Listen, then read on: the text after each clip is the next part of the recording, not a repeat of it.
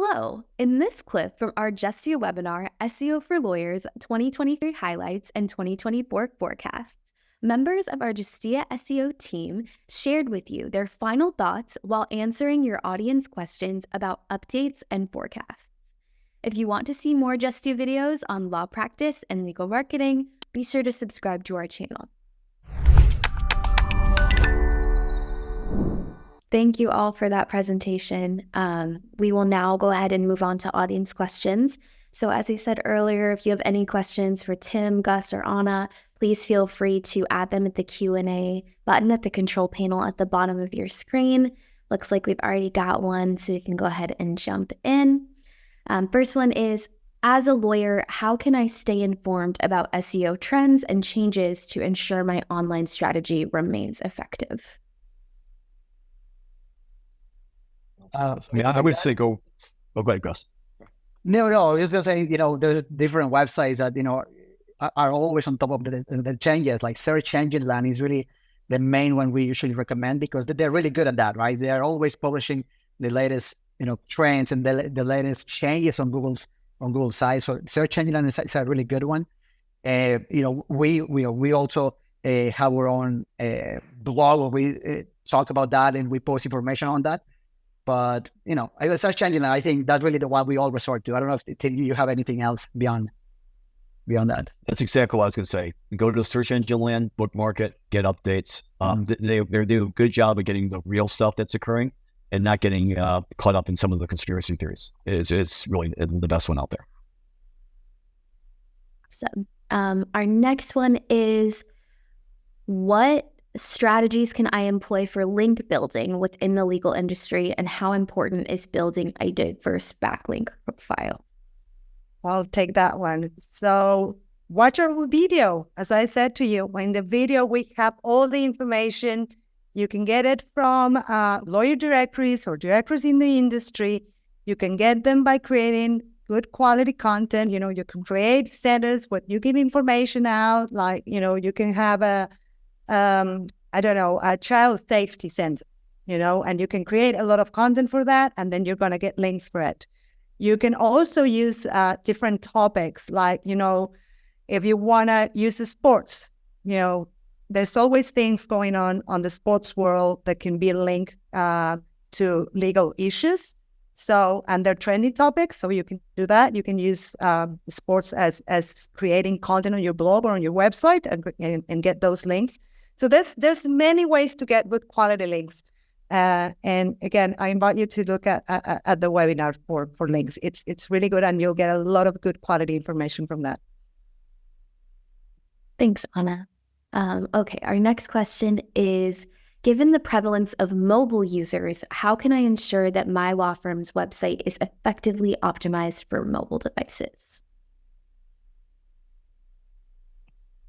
Well, I'll say a couple of things. One, you obviously, if you check it, your Core Web Vitals, right? That would probably be the core way of checking it out. So just go to Google Search Console or go to the Google PageSpeed tool and take a look at it.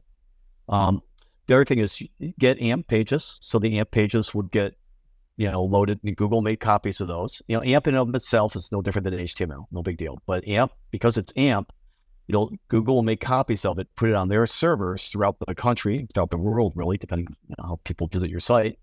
And when people are looking at the search results, it's actually downloaded onto their phone, and then it's like instantaneous. And so for Google, that's good because, you're not upset with Google that you have to wait. So that's the only way really to get your stuff on the Google content delivery network is to really to do that, do AMP pages. But it's really look at your core vitals. That's the key thing. Some of the stuff, the one thing I will mention, there's a lot of people using, especially with some of the plugins that happen with WordPress, there's a lot of people using different plugins that actually hide stuff from the Google PageSpeed site. And what it does is it doesn't load any of the scripts until someone moves their mouse, and then the mouse doesn't, get moved in the testing tool. And that's similar to like what Volkswagen did when they were sort of cheating with their emission stuff. They had one thing for the testers and something else for the reality. The actual world in terms of emissions. Google cares about, look at Core Web Vitals. Google cares about reality, right? If you use Google Analytics or Google Tag Manager, you're never going to get 100 for Google PageSpeed. Never going to happen. You'd be, at best, you might get 90, right? That's from Google stuff themselves. If you see something else going on, a lot of times they're just hiding it. And that's actually a worse outcome for the user, because normally you want to load those scripts up right away before the user moves their mouse, because it's actually better for them. It's loading faster. But if you make them wait, then they have to wait a little bit longer. It's not good. So I see this sort of trickery going on a bit when you test it out.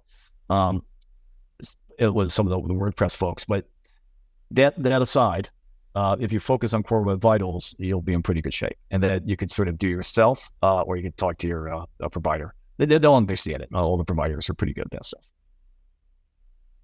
Awesome. Thanks, Tim. I think the last one that we have time for today is related to keywords. This person says, I try to write quality content, but I really do not like repeating the geographical area, practice area, lawyer throughout. Is that text string really necessary? I'll go again on this. You want to go? Go ahead. Gus? Okay. I'll go on one time. Sorry, jumping ahead. You don't have to repeat it a lot, but repeat it every 150 to 250 words, right? It depends. If you want to rank for that term, then you need to have the term on your page. It's that simple. So there's no way around it. But you can use variations of it. So you can say, Denver car accident lawyer in Denver. You can use a lawyer attorney, things like that. Auto crash. You don't have to use the exact same words every time. But if you want to rank, you are going to have to use those words. There's no way around that. But every 150, 250 words, normally that's enough to do it. And you got to look at your title tag and your heading of your, your page name, your tag. But it shouldn't be overly done. We saw people do it like 40, 50 times on a page, and then that's not helpful. It happens. Or even 20 times. You don't need to do it that much. But if you just do it, be reasonable, right? You write 600-word page, you have it in there 4 times in different variations. I don't think that's unreasonable to do. I think that will not read spammy. Okay, awesome. I think that's all the questions we have time for today. So thank you all for your answers, and thank you to everyone who submitted questions. Thanks for watching. We hope you enjoyed this video, and if you did enjoy it, please hit the like button and subscribe to our channel for more videos on law practice and legal marketing. See you in our next clip.